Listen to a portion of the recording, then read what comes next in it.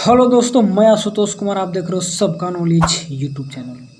Producer behaviour and supply unit number 3 हम लोग का स्टार्ट है। क्लास 12 इकोनॉमिक्स जो टर्म 1 के लिए देख रहे हैं जैक बोर्ड का। तो इसमें हम लोग चैप्टर 1 प्रोडक्शन कंप्लीट किए थे।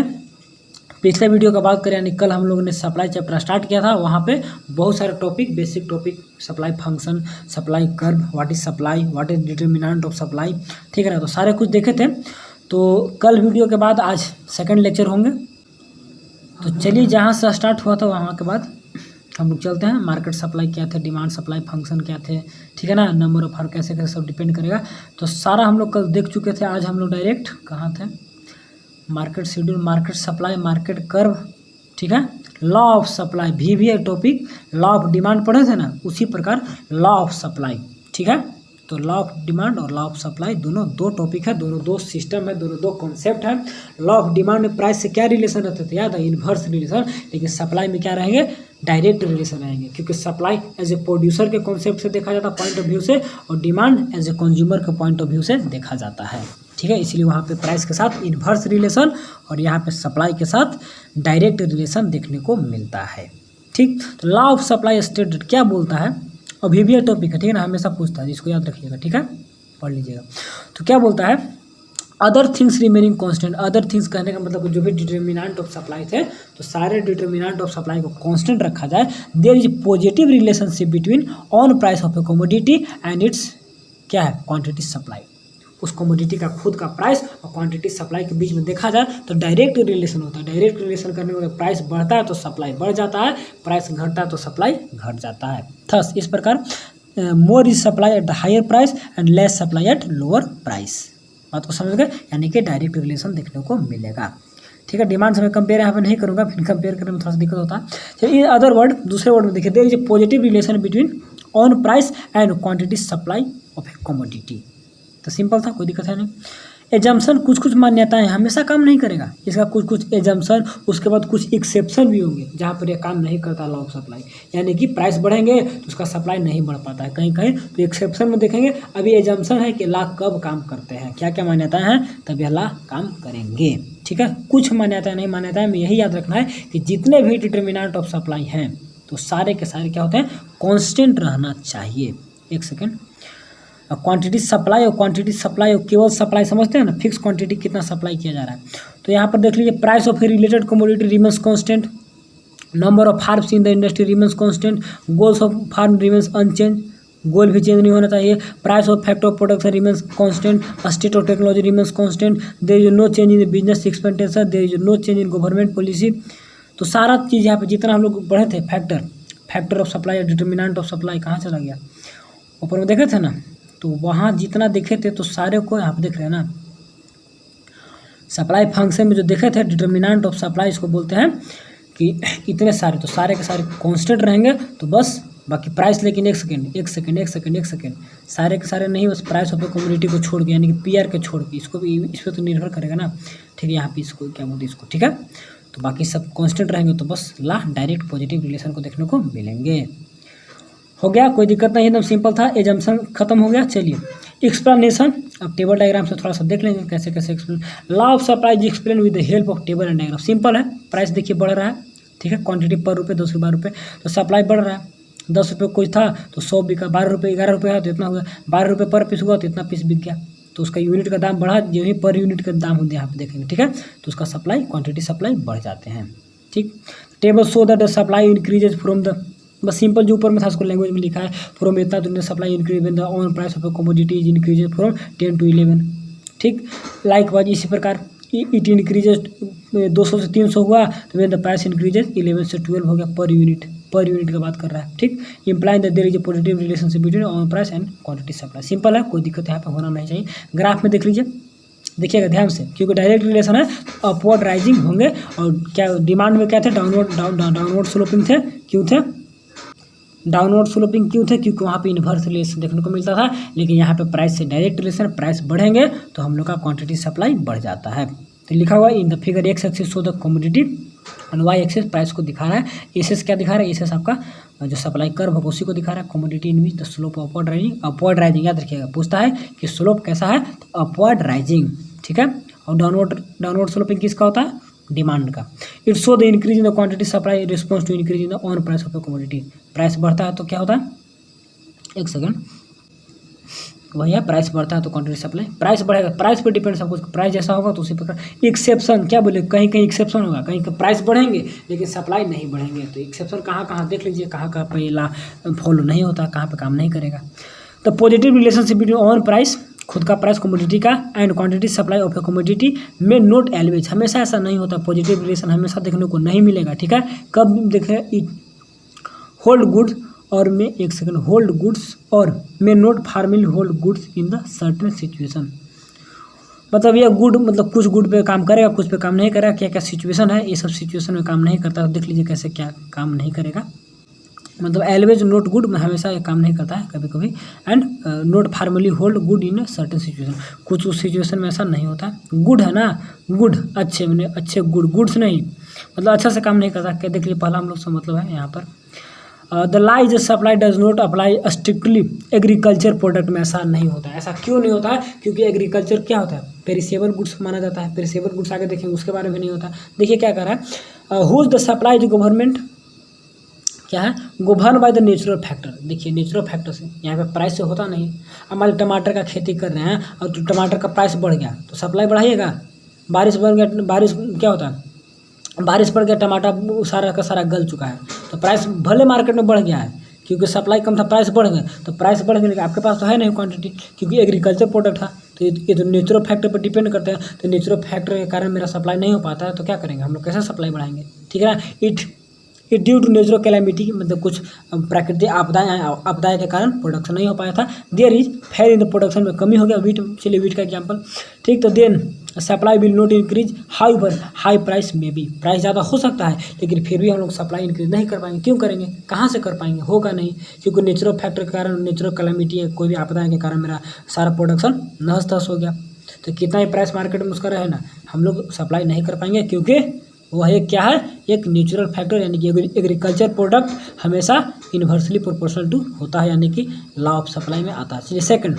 Supply of a goods having the social distinction will remains limited even when there is a price tends to rise, price बढ़ते हैं तो वे सबका सोशल डिस्टिंक्शन करने का मतलब कि जो समाज में आप जिसका स्टेटस देखा जाता है, जैसे कि मान लीजिए डायमंड का रिंग पहनिएगा या फिर काफ़ी, एक सेकंड, तो वही सब जितने महंगे महंगे हैं, जो सोना चांदी सब, तो ये सब का तो प्राइस तो बहुत ज़्यादा है, तो सप्लाई का ज़्यादा हो पाता नहीं होता है सप्लाई, तो ये सब में काम नहीं करेंगे, ठीक है ना। सोना जाइए खरीदिए ना, कितना महंगा मिलेगा, तो नहीं खरीद पाइएगा ना, तो ये सब में एक्सेप्शन हो जाता है, प्रोड्यूसर चाह कर भी सबका सप्लाई नहीं बढ़ा पाता है, भले ही सबका काफ़ी ज़्यादा मतलब डिमांड यानी प्राइस रहता है फिर भी, ठीक। At a given point of time the seller में willing to sell more perishable commodity even at the lower prices.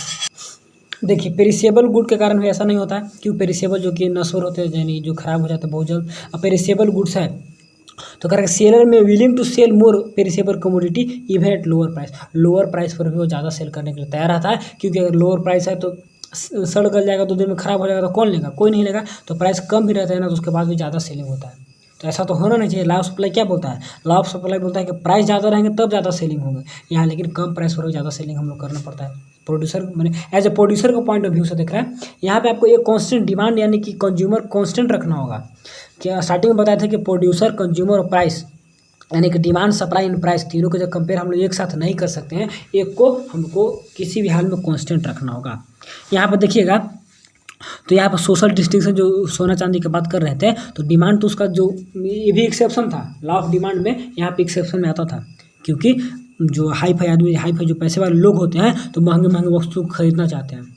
Inverse relation demand में देखे थे, मैंने कंपेयर करके समझा रहे हैं कि डिमांड में देखे थे कि प्राइस बढ़ता है तो क्या होता है, डिमांड घट जाता है, लेकिन प्राइस बढ़ने के साथ जो धनी व्यक्ति होते हैं तो उसका डिमांड बढ़ा देते हैं, क्यों, समाज में स्टेटस दिखाने के लिए कि हम देखिए मेरे घर इतना पैसा है, मेरा इतना बंगला है, गाड़ी थे, तो वो सब हीरा मोती सब खरीदता है, तो उसका तो प्राइस बढ़ गया, तो प्राइस बढ़ गया तो उन लोग डिमांड क्यों बढ़ा दिया, डिमांड तो घटना चाहिए, वहाँ तो इन्वर्स रिलेशन, लेकिन तो यहाँ पर सप्लाई, तो हम लोग सप्लाई के कॉन्सेप्ट पढ़ रहे हैं, तो वहाँ पर एक्सेप्शन, तो यहाँ पर सप्लाई में भी एक्सेप्शन कि सप्लाई का तो प्राइस बढ़ गया, ठीक है, तो प्रोड्यूसर को पूरा सेल करना चाहिए, तो मार्केट में फोर्स काम ही नहीं करेगा, डिमांड सप्लाई फोर्स दोनों काम करता तो ना प्राइस निर्धारित होता है। तो थोड़ा सा कंपेयर करेंगे तो हमेशा एक को कांस्टेंट रखिएगा तभी कंपेयर कर पाइएगा, ठीक है ना। चलिए आगे देख लें, ठीक है। तो इतना नहीं भी समझिएगा डीप में, तो बस केवल 3 वर्ड याद रखिएगा कि कहाँ कहाँ काम नहीं करता है। तो एग्रीकल्चर प्रोडक्ट में काम नहीं करता है, ठीक है, पहला। और दूसरा आपका सोशल डिस्टिंक्शन जो गुड्स होंगे उसमें काम नहीं करेगा। और दूसरा के बाद तीसरा कहाँ था, तीसरा पेरिसेबल कमोडिटी में काम नहीं करता है, ठीक है। लॉ ऑफ सप्लाई कॉन्सेप्ट खत्म, क्लियर। चलिए, movement along A supply curve and shift in supply. क्या डिमांड वैसा पढ़े थे, कुछ रिकॉल हो रहा है कि मूवमेंट अलोंग जो सप्लाई कर्व यहाँ पे पढ़ रहे थे, डिमांड कर्व पढ़े थे, तो पढ़े होंगे, बिल्कुल पढ़े होंगे। तो इसीलिए उसको कांस्टेंट रखते हैं। अभी हम लोग सप्लाई के कॉन्सेप्ट से देखेंगे, सीखेंगे यहाँ पे कैसे क्या था, ठीक। अभी कंपेयर करिएगा तो उसको ही भूल जाइएगा, यहाँ पर भी समझ में नहीं आएगा। लेकिन बस यही रिकॉल करना चाहते हैं कि जो टॉपिक यहाँ पे पढ़ेंगे तो सारा हम लोग डिमांड में पढ़ के आ चुके हैं। ऐसा बात नहीं है, वहाँ पर भी केवल एक प्राइस पर डिपेंड करता था, एक अदर फैक्टर पर डिपेंड करता था ना। तो बस रिकॉल करिएगा, रिवीजन जब टेस्ट कराएंगे तो उसका रिकॉल करवा देंगे उसके बाद। तो अभी समझिए कि क्या होता है movement along supply curve and shift in supply curve, दोनों दो चीज़ है, ठीक है। तो दोनों दो चीज़ कैसे हैं भैया, क्योंकि देखिए यहाँ पर दोनों दो चीज़ है कि मूवमेंट अलोंग सप्लाई कर्व एक ही कर्व पे एंड शिफ्ट इन सप्लाई, देखेंगे एक बार सप्लाई पूरा कर्व, यानी कि पूरा सप्लाई कर्व ही शिफ्ट हो जाता है। बस नाम से दोनों देखिएगा तो आगे समझ में आएगा, लेकिन फिर भी चलिए मूवमेंट अलोंग सप्लाई क्या होता है इसमें देख लीजिए। सप्लाई में movement along supply curve refers to extension and contraction. याद आ गया, बहुत कुछ याद आ गया होगा, ठीक है। एक्सटेंशन कॉन्ट्रैक्शन इसमें दो देखने को मिलेंगे, लेकिन ऑन प्राइस हमेशा देख लेते एक बार। Officer increase on price of a commodity and the determinant of supply remains constant. बाकी सारा चीज़ को कांस्टेंट रखिए, ऑन प्राइस पे जब डिपेंड करेगा ना, तो इसी में हम लोग क्या कहते हैं कि मूवमेंट अलोंग ए सप्लाई कर्व। लेकिन जब सप्लाई डिटर्मिनेंट ऑफ सप्लाई पे जब प्रभावित होता है तो उस समय क्या होता है याद है, कॉन्ट्रैक्शन एंड एक्सटेंशन। यानी कि अभी आपका एक्सटेंशन एंड कॉन्ट्रैक्शन था, तो उस समय क्या होता है इंक्रीज और डिक्रीज। याद आ गया, हम भी थोड़ा सा भूल गए थे। इंक्रीज और डिक्रीज होते हैं कब, जब डिपेंड करता है आपका अदर डिटर्मिनेंट ऑफ डिमांड पे या डिटर्मिनेंट ऑफ सप्लाई पर डिपेंड करेगा, तो उसमें आपका कॉन्ट्रैक्ट एक्सटेंशन एंड कॉन्ट्रैक्ट, उसको क्या बोलते हैं इंक्रीज और डिक्रीज। एक्सटेंशन एंड कॉन्ट्रैक्शन कब आएंगे, जब हम लोग का ऑन प्राइस पे जब डिपेंड करेगा तब, ठीक है। तो बात को याद रखिएगा, थोड़ा सा वो भी रिकॉल होगा इसके साथ साथ, और दोनों टॉपिक हम लोग साथ साथ थोड़ा पढ़ेंगे ना तो समझ में आ जाता है, देखिए। तो क्या बोल रहे थे, मूवमेंट अलोंग सप्लाई कब, जबकि खुद प्राइस पर जब चेंजिंग के साथ सप्लाई डिपेंड करता है तब, ठीक है। बाकी सबको कांस्टेंट रखेंगे। तो इसमें दो देखेंगे, एक बार एक्सटेंशन, एक बार कॉन्ट्रैक्शन। तो प्राइस बढ़ेंगे तो एक्सटेंशन और प्राइस घटेंगे तो कॉन्ट्रैक्शन, ठीक। Following the table diagrammatical description of the concept of remaining movement along supply का, देखिए टेबल डायग्राम से यहाँ दिखाया गया है। इसमें दो देखेंगे, cause by change in the on price of a commodity here extension and contraction in supply. तो एक्सटेंशन कब होंगे, जब प्राइस बढ़ेंगे। एक्सटेंशन इन सप्लाई कब होंगे, increase in quantity supply of commodity due to rise in its own price is called extension. खुद का price बढ़ने के कारण उसका अगर सप्लाई बढ़ जाता है तो extension in supply. Extension in supply का, तो कॉन्ट्रैक्शन कैसे होंगे, बस जस्ट अपोजिट। तो एक्सटेंशन और कॉन्ट्रैक्शन किस में आएंगे, मूवमेंट अलोंग सप्लाई में, ठीक है ना। और शिफ्ट इन सप्लाई में क्या आएंगे, इंक्रीज और डिक्रीज। तो extension in supply increase in the quantity supply commodity due to rise in the on price, अपने बढ़ने का तो देख लिया था ना। चलिए इसके बाद टेबल डायग्राम। तो टेबल में खुद का प्राइस देखिए क्या हुआ, बढ़ गया, खुद का प्राइस बढ़ गया, क्वांटिटी सप्लाई बढ़ गया तो प्राइस बढ़ा, सप्लाई बढ़ गया। तो राइज इन प्राइस एक्सटेंशन, यानी कि क्या हुआ, डिस्क्रिप्शन की बात करें इसका, तो प्राइस बढ़ोतरी हुआ तो साथ साथ एक्सटेंशन ऑफ सप्लाई देखने को मिला।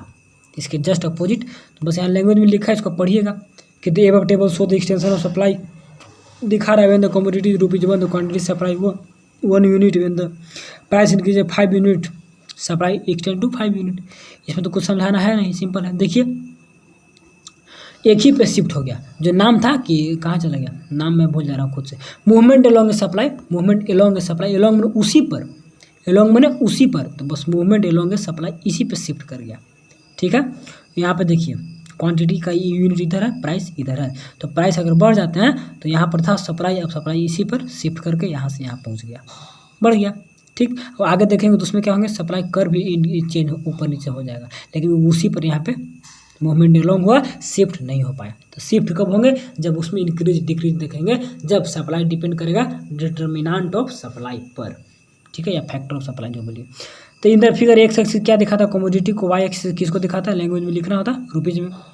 तो टेबल डायग्राम हम लोग को अब थोड़ा आना, हम लोग तो ऑब्जेक्टिव आना है। ऐसे show the supply curve commodity, देखिए ये सप्लाई कर्व को दिखा रहा है, ठीक है।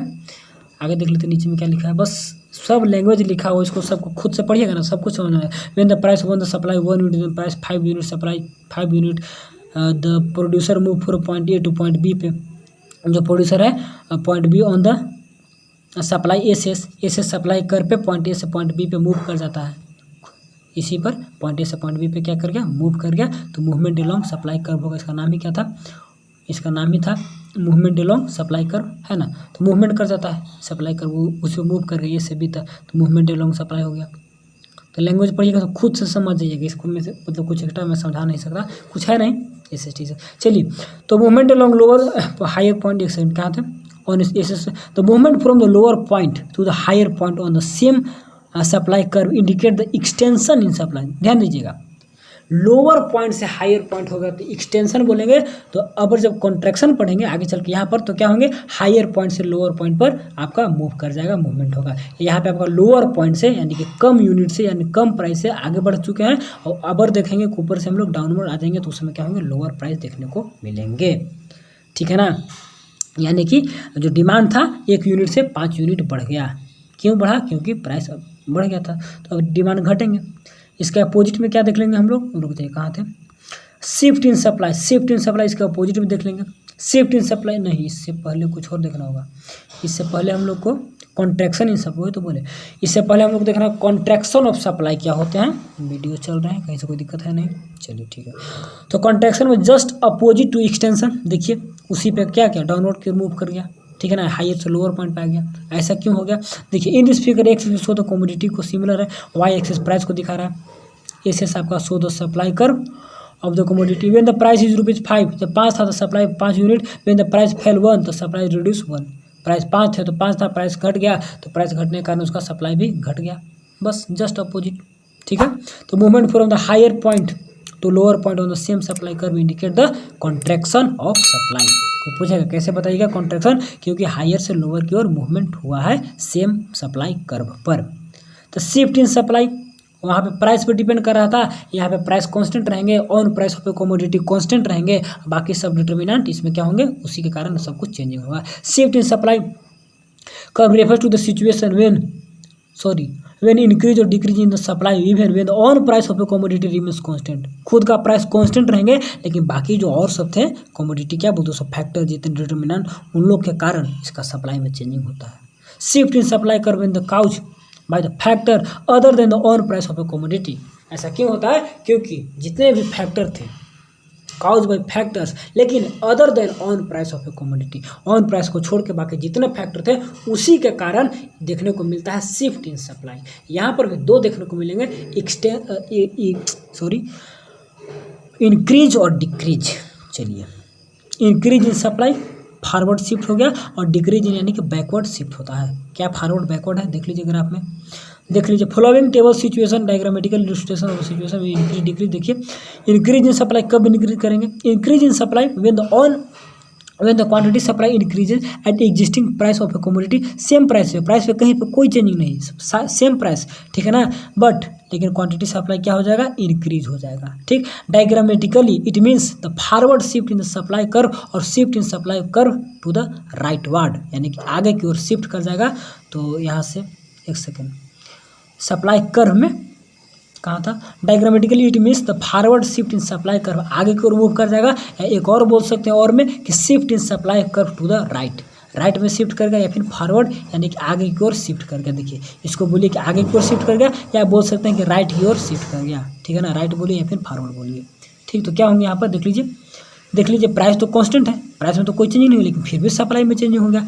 तो सप्लाई हम लोग जानते हैं केवल प्राइस से निर्धारित नहीं होता है, सप्लाई के लिए बहुत सारे फैक्टर होते हैं, ठीक है ना। तो बहुत सारे फैक्टर देखे थे, रिलेटेड गुड्स था, बिजनेस एक्सपेक्टेशन था, गवर्नमेंट का पॉलिसी था, तो सारा याद होगा तो उसको माइंड में रखिएगा क्या क्या था, ठीक है ना। फैक्टर ऑफ प्रोडक्शन के कॉस्ट थे, तो सारे चीज़ पे डिपेंड करता है, ठीक। नंबर ऑफ फार्म्स थे, याद आता जाएगा तो धीरे धीरे सब बोलेंगे। चलिए, when the table show the initially 200 unit of commodity supply at the price of 10 rupees, ठीक। ऑविंग टू सम काउजेज, कुछ कारण होंगे generally related to reduction in the cost of production. ज़्यादातर देखने को मिलता है कि कॉस्ट ऑफ प्रोडक्शन में कमी आया है। कॉस्ट ऑफ प्रोडक्शन यानी कि जो प्रोडक्शन करने का कॉस्ट आ रहा था, यानी कि फैक्टर ऑफ प्रोडक्शन में जो पैसा हम लोग को लग रहा था, पैसा में देख रहा है कि पैसा कम लग रहा है, फैक्टर ऑफ प्रोडक्शन में पैसा कम लग रहा है, जनरली काउज ऐसा देखा जाता है, ठीक। तो ऑविंग द सम काउज जो मेन काउज यही था इसी के कारण सेम प्राइस में कोई चेंजिंग नहीं होने के कारण भी उसके सप्लाई में चेंजिंग होता है, देखने को मिलता है। ठीक, the firm will not willing to supply 300 unit when own price of the commodity remains constant, ठीक है ना, टू बी पर 10 रुपीज़। पर 10 रुपीज़ यहाँ भी था, अपन पर 10 रुपीज़ यहाँ भी है, यानी कि कोई चेंजिंग नहीं हुआ है। लेकिन कुछ और कारण के कारण क्या हो गया, यहाँ पर देखने को क्या मिला, कहाँ चला गया इसका टॉपिक, इंक्रीज इन सप्लाई ना, इंक्रीज इन सप्लाई, लेकिन इसका मेन टॉपिक क्या था, shift in supply. Shift in supply में इंक्रीज इन सप्लाई देखने को मिला। तो क्या पढ़ेंगे हम लोग, बहुत कुछ पढ़ लिए, तो देख लीजिए इस लैंग्वेज में हो गया। चलिए तो डायग्राम से देख लीजिए, प्राइस में कोई चेंजिंग हुआ है, देखिए तो प्राइस 10 यहाँ भी था, 10 यहाँ भी था, लेकिन फिर भी मेरा क्या क्वांटिटी सप्लाई चेंज हो गया। तो क्वांटिटी सप्लाई चेंज होने के कारण नया सप्लाई बन गया। S1 था, अब S2 हो गया, चेंज हो गया, कहीं से कोई दिक्कत है नहीं। सिमिलरली लिखा हुआ है in this figure, X axis show the quantity of the commodity, Y axis show the on price of the commodity, and S1 S2 सब जो है ना क्या दिखा रहा है, show the curve of the commodity, यानी कि सप्लाई कर्व को दिखा रहा है। It is clear from the above figure that the existing price 10 rupees, the quantity supply increases from 200 to 300 unit of a commodity. दिखा रहा है कि क्वांटिटी सप्लाई क्या है, एग्जिस्टिंग प्राइस यानी कि सेम प्राइस पर इंक्रीज कर जाता है, ठीक है ना। Accordingly supply curve shift forward S1 to S2 आगे की ओर शिफ्ट कर जाता है। The producer shift from point A on the old supply S1 S2 to point B on the new supply, point A से पॉइंट बी पे old supply से न्यू सप्लाई पर, यानी कि न्यू सप्लाई कर्व पे शिफ्ट कर जाता है, पॉइंट ए से पॉइंट बी पे, लेकिन अलग नया सप्लाई कर्व पे। उसमें हम लोग देखे थे एक्सटेंशन और कॉन्ट्रैक्शन में कि same on the same supply curve पे अपवर्ड्स मूवमेंट होता था या फिर डाउनवर्ड मूवमेंट होता था, तो सेम पर, लेकिन यहाँ पर चेंज होगा। तो चेंज होने के साथ हम लोग कहेंगे कि यहाँ पे क्या होंगे, शिफ्ट इन सप्लाई, वहाँ पे था मूवमेंट अलोंग इन सप्लाई। तो सब वर्ड को समझिएगा, टर्म को याद रखिएगा, तो माइंड में इसको बैठा के रखना। काउज क्या होंगे, तो काउज क्या होंगे भैया, प्राइस तो कांस्टेंट है, तो कारण क्या होंगे, फैक्टर ऑफ सप्लाई, सप्लाई को जो निर्धारण करने वाले हैं, तो उन्हीं सब में इंक्रीजिंग होता है। इंक्रीज इन द सप्लाई में cause due to following factor, क्या क्या कहते हैं, improvement in the technology relating to fail in the cost of production, technology में काफ़ी सुधार हुआ जिसके कारण कॉस्ट ऑफ प्रोडक्शन काफ़ी कम लगे, तो प्रोडक्शन में कॉस्ट कम लगा, सप्लाई बढ़ा दिया हम, सप्लाई बढ़ गया मार्केट में, ठीक है। Reduction in the factor prices घट गए, causing fail in the cost of production हम लोग का कम रह रहा है, तो फैक्टर प्राइस भी कम लेंगे। फैक्टर प्राइस जो काम कर रहा है फैक्टर, लैंड लेबर कैपिटल, तो उन लोग को प्राइस कम देने को मिल रहा है, क्योंकि fall in cost of production कम लग रहा है, तो रिडक्शन इन फैक्टर कॉस्ट भी कम हो गए, ठीक है। फैक्टर कॉस्ट क्या होगा, देखिए कॉस्ट ऑफ प्रोडक्शन कम लगेंगे, जब कॉस्ट ऑफ प्रोडक्शन हम लोग का कम लग रहा है तो फैक्टर प्राइस भी तो कम लगेंगे, कि कम ही में ज़्यादा प्रोडक्शन हो जा रहा है, तो हम लोग को बाकी सबको पैसा भी कम देना होगा, ठीक है। तो सिमिलर था। Decrease in the price of competitive goods का प्राइस घट गया, तो उन लोग का प्राइस घट गया, तो मेरा तो सप्लाई क्यों बढ़ रहा है, क्योंकि मेरा प्राइस ज़्यादा है, तो हाई प्राइस था, तो मेरा तो प्राइस तो कांस्टेंट है, तो मेरा तो प्राइस हाई रह गया, तो मेरा सप्लाई बढ़ेगा। तो कॉम्पिटिटिव गुड्स या फिर इसको बोलते हैं हम लोग, एक और बोल सकते हैं आप रिलेटिव गुड्स, सॉरी इसको आप PR के बाद क्या होता है, इसको क्या था, इसको माइंड से थोड़ा सा, हाँ इसको रिलेटेड गुड्स भी बोलते हैं ना, रिलेटेड गुड्स, तीन लोग का, ठीक। Increase in the number of firm in the industry, number of firm बढ़ गए, प्राइस वैल्यू फार्म बढ़ गया तो प्रोडक्शन बढ़ गया तो सप्लाई बढ़ गया, बात को समझ गया। Erosion in the business expectation promoting a cut in the investment, अब देखिए ठीक है, तो यहाँ पर जो थर्ड था, इरोजन ऑफ बिजनेस एक्सपेक्टेशन, एकदम उसका बढ़ता क्या बुलिश कि ज़्यादा हम बिजनेस करना है। अब prompting A cut in investment, सबको प्रोत्साहन करता है कट करने के लिए, इन्वेस्टमेंट में लगाइए, कट करने होता है यहाँ पे एक कट करने के लिए कि यहाँ इन्वेस्टमेंट में लगाइए, मैंने प्रलोभन देता है सारे को, कहता है कि बिजनेस को बढ़ाइए। तो इस प्रकार से जब करेगा, और साथ ही साथ shift in the goal of firm from a profit maximization to sale maximization, अब प्रॉफिट पे उसका मूड नहीं है, उसका ज़्यादा सेल करिए, तो कम प्राइस पर ज़्यादा सेल करेगा, यानी कि तो ज़्यादा सेल उसका जब शिफ्ट कर गया माइंड कि सेल करना ज़्यादा, तो सेल करना, तो इसी कारण प्राइस कुछ भी रहे हमको सेल करना प्रोडक्शन बढ़ा देगा, ठीक है ना। प्रोडक्शन लोगों को इन्वेस्टमेंट करने के लिए उत्साहित भी करेगा। डिक्रीज इन द टैक्सेशन, मान ली टैक्स में कुछ डिक्रीज मिलता है तो उसमें सप्लाई बढ़ेगा, प्रोडक्शन बढ़ेंगे तो सप्लाई बढ़ जाएंगे, प्राइस वहाँ पे कोई मायने नहीं रखता है। तो जितना भी अदर फैक्टर प्रोडक्शन है इसी पे डिपेंड कर रहा है, देख रहे हैं ना।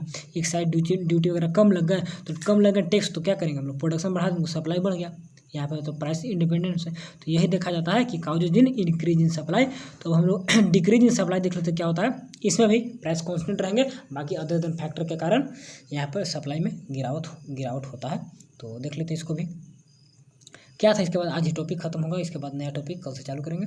देखिए decrease in the supply occurs when the quantity supply decreases, quantity supply घटता है कब, the existing price of commodity at the existing price of commodity, मतलब सेम ही प्राइस पे कमोडिटी का वही प्राइस पर उसका सप्लाई घट जाता है। कैसे, diagrammatically it means a backward shiftness, यानी कि उसमें तो क्या फॉरवर्ड, इसमें backward in the supply or shift in the supply to the left, यानी कि लेफ्ट में शिफ्ट कर जाएगा, बैकवर्ड शिफ्ट कर जाएगा। तो डिक्रीज इन सप्लाई क्यों होता है, due to other than price of a commodity, price of commodity के अलावा जितने भी फैक्टर है ना तो उनके कारण होता है। तो डिक्रीज इन सप्लाई देख रहे हैं आप लोग, क्या हुआ, प्राइस तो सेम का सेम है लेकिन सप्लाई क्यों घट गया, 300 से 200 क्यों हो गया, क्योंकि अदर फैक्टर ऑफ जो सप्लाई थे ना, डिटर्मिनेंट ऑफ सप्लाई, उसके कारण। Table show the 300 unit of a commodity और सप्लाई इतना पर यूनिट पे owing to some cause generally related to increase in the cost of production, उसमें डिक्रीज था इसमें बढ़ गया, कॉस्ट ऑफ प्रोडक्शन बढ़ गया, ज़्यादा खर्च हमको लग रहे हैं, तो ज़्यादा खर्च लग रहे हैं तो प्राइस तो ठेम, खर्च मेरा बढ़ गया, तो खर्च बढ़ गया, मैं प्रोडक्शन कम करूँगा तो सप्लाई कम हो जाते हैं। तो firm now willing to supply 200 units when और price of a commodity remains 10 rupees per unit, price तो सेम है लेकिन यहाँ पे क्वांटिटी सप्लाई कम कर दिया, ठीक है। डिक्रीज इन सप्लाई देखिए, लेफ्टवर्ड शिफ्टिंग हो गया ना, उसमें था बैकवर्ड शिफ्टिंग या फिर लेफ्टवर्ड शिफ्ट कर गया, लेफ्ट की ओर या बैकवर्ड हो कहीं जो कहीं, तो प्राइस है क्वांटिटी सिमिलर था, बस वहाँ पर था इंक्रीज, यहाँ पे क्या है डिक्रीज है। In the figure X axis show the quantity supply, Y axis सब कुछ है, इसमें जो भी ऊपर पढ़े तो वही यहाँ पे लिखा हुआ है, तो बार बार एक चीज़ को पढ़ कर टाइम वेस्ट नहीं करा। Causes of decrease in supply, अब इसका भी काउजेज, तो उसके सारे अपोजिट में जितने काउजेज वहाँ पे देखे थे, जैसे फर्स्ट काउज देखिए, यूज ऑफ आउटडेटेड, वहाँ पे मॉडर्न टेक्नोलॉजी में एडवांसमेंट हुआ था, यहाँ पे क्या है पुराना टेक्नोलॉजी का यूज कर रहे हैं, तो पुराना टेक्नोलॉजी का यूज करेगा तो प्रोडक्शन भी तो पुराना होगा, यानी प्रोडक्शन भी तो लो कैटेगरी पे होगा, लो स्केल पे होगा, तो लो स्केल पे प्रोडक्शन और सप्लाई भी तो लो स्केल पे होगा। तो यहाँ पे जस्ट अपोजिट है, वहाँ पे हाई सप्लाई हाई प्रोडक्शन हो रहे थे तो यहाँ पे लो होते हैं, तो प्राइस सेम रहे तो प्रोडक्शन जब लो हो रहा है तो causing fail in the efficiency of rise in the cost of production, efficiency कार्यकुशलता मशीन वगैरह का कम हो जाता है क्योंकि आउटडेटेड है, पुराना मशीन है, तो इसके कारण क्या हो, rise in the cost of production, तो कॉस्ट ऑफ प्रोडक्शन बढ़ जाएंगे, तो कॉस्ट ऑफ प्रोडक्शन बढ़ेंगे तो क्या होंगे, सप्लाई घट जाएंगे। बात को समझ गए।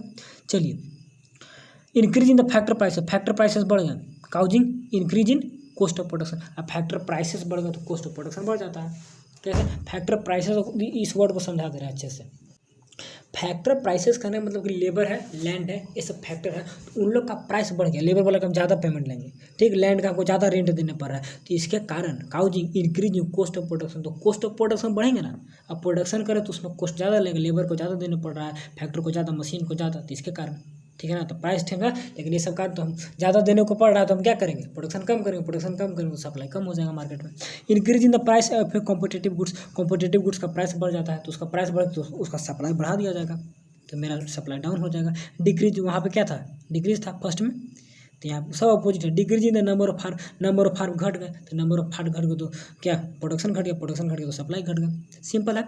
Improvement in the business expectation prompting higher investment, अब बोलता है कि हमको ज़्यादा इन्वेस्टमेंट लगाना है, तो ज़्यादा इन्वेस्टमेंट लगाएगा तो केवल इन्वेस्टमेंट लगा रहा है, प्रोडक्शन पर ध्यान नहीं दे रहा है, बस नया मशीन नया टेक्नोलॉजी, प्रोडक्शन में बस केवल अभी इन्वेस्टमेंट करना है, तो इन्वेस्टमेंट करिएगा, प्रोडक्शन करिएगा तब ना कुछ होगा, इन्वेस्टमेंट में लगा रहा है, प्रोडक्शन नहीं कर रहा है, प्रोडक्शन कुछ करिए उससे सप्लाई बढ़ेंगे, तो केवल इंप्रूवमेंट इन बिजनेस एक्सपेक्टेशन में सुधार करें, प्रॉम्प्टिंग हायर इन्वेस्टमेंट के लिए, केवल हायर इन्वेस्ट, लोअर नहीं, केवल हायर करो, बस हायर प्रोडक्शन, लोअर कॉस्ट वाले कहाँ जाएंगे, लोअर कॉस्ट वाले तो मार्केट में कम हो जाएगा सप्लाई, बात को समझ गया। And shift in the goal of firm sale maximization to profit maximization, यहाँ पर सेल्स इसका प्रॉफिट देखा जाता है, नहीं सेल नहीं, हमको प्रॉफिट होगा तो सेल करेंगे, नहीं तो नहीं करेंगे, बस सिमिलरली दोनों कंडीशन सिमिलरली है, ठीक है। इसके बाद increase in the taxation like the excise duty और विथड्रॉ ऑफ सप्लाई सब्सिडी, मान सरकार सब्सिडी खींच लेता है, टैक्स बढ़ा देता है, टैक्स बढ़ा दे सब्सिडी बढ़ा देता है, तो इसमें क्या होंगे, इसमें हम लोग प्रोडक्शन कम कर पाएंगे, हम लोग का कॉस्ट बढ़ जाएगा ना, तो इसके कारण प्रोडक्शन कम करेंगे, तो प्रोडक्शन कम हो तो सप्लाई डाउन हो जाएगा, सप्लाई डाउन होगा तो इसी को बोलते हैं, इसी को क्या बोलते हैं, डिक्रीज इन सप्लाई था ना डिक्रीज इन सप्लाई, तो प्राइस यहाँ कोई नहीं, इंक्रीज डिक्रीज दोनों को देख लिए, दोनों को पढ़िएगा समझिएगा, कॉन्सेप्ट क्लियर हो जाएगा, कुछ खास है नहीं। और इसके बाद चलिए price elasticity of supply, new topic है मीनिंग एंड मेजरमेंट। तो नया टॉपिक है प्राइस इलास्टिसिटी ऑफ डिमांड ही पढ़े थे, यानी कि यहाँ पे न्यूमेरिकल वगैरह भी रहेंगे। तो लास्ट टॉपिक बचेगा, इसके बाद खत्म हो जाएगा वीडियो। तो बाकी तो थोड़ा सा बड़ा है, तो नया टॉपिक है, तो नए वीडियो में स्टार्ट करेंगे, ठीक है ना। आज वीडियो जितना हम लोग हाफ आवर का बनाते हैं बन चुका है। तो बस मेरे दोस्त आज के लिए इतने ही, बार बार पढ़िए, बात को समझिए तो सब कुछ क्लियर हो जाएगा। कुछ आज टफ वैसा कुछ पढ़ाया नहीं हो, बाकी सब सिंपल था, तो पढ़िएगा तो समझ में आ ही जाएगा, ऐसा बात नहीं कि नहीं आएगा। तो बाकी जो भी टॉपिक है ना, बस मोस्ट इंपॉर्टेंट, इसको हम लोग कल से अगले वीडियो से स्टार्ट करेंगे मेरे दोस्त। तो बस एक चीज़ यहाँ पे डाउट हो रहा होगा, यहाँ पे ऐसा कुछ नहीं, फर्स्ट में लोअर इन्वेस्टमेंट हायर इन्वेस्टमेंट में ज़्यादा कर रहा है, तो इसके कारण तो बाकी सब सिमिलर है, कोई दिक्कत है नहीं, उतना काउजेज वगैरह पूछता नहीं है, बस यही पूछा कि इंक्रीज इन डिक्रीज इन ऐसे करके पूछता है। कॉन्ट्रैक्शन कब होंगे, डिस्ट्रक्शन कब होंगे, क्या बोलते हैं, एक्सटेंशन, कॉन्ट्रैक्शन, इंक्रीज डिक्रीज, या डिफरेंस देता है, what is the difference between increase and decrease, what is the difference between contraction and क्या बोलते हैं कॉन्ट्रैक्शन घटना और फिर डिक्रीज घटना। तो चारों टॉपिक में डिफरेंस देगा, दो में किसी एक में ऐसे करके। तो चारों टॉपिक पढ़िएगा कि इंक्रीज क्या है, डिक्रीज क्या है, कॉन्ट्रैक्शन क्या है, और फिर उसके बाद एक्सटेंशन क्या है। तो यही सब छोटा सा टॉपिक मेरे दोस्त, आज के लिए इतना ही। कुछ सीख पाए तो वीडियो को लाइक करिए, और चैनल पर नए होंगे तो सब्सक्राइब करके जुड़ जाइए, क्योंकि सारा हैंड रिटन नोट से पढ़ा रहा हूँ। इस नोट को खुद से पढ़िएगा तब समझ में आ जाएगा, कहीं से कोई बाहर पढ़ने वाला इसमें है नहीं, ठीक है। तो बस थैंक्स फॉर वॉचिंग।